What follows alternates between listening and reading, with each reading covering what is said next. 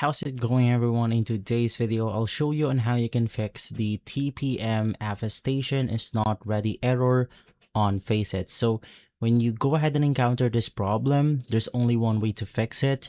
First things first, you want to go ahead and know the brand of your motherboard, because we actually have to head over to the UEFI settings of the motherboard, or most commonly known as the BIOS setting. So in here, it's as simple as searching for something like MSI enable TPM 2.0, or if you're using something like Asus, you could just go ahead and type something like Asus enable TPM 0, and in here you will get official instructions for that said brand. So for something like MSI, it's going to be extremely simple. Just head over to something like your BIOS right here, and then head over to settings.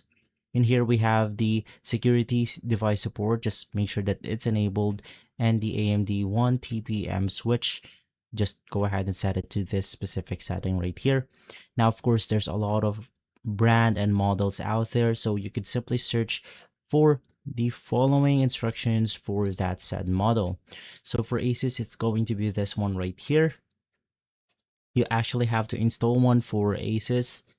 And then for some other people, maybe you're using something like ASRock TPM enable. In here, you could just go ahead and look for, once again, the official instructions in order to do so. But all you have to do is to go ahead and find the TPM setting on the BIOS, and you should be good to go. If this video has been helpful, leave a like, subscribe, and follow us for more videos like this. Thanks for watching.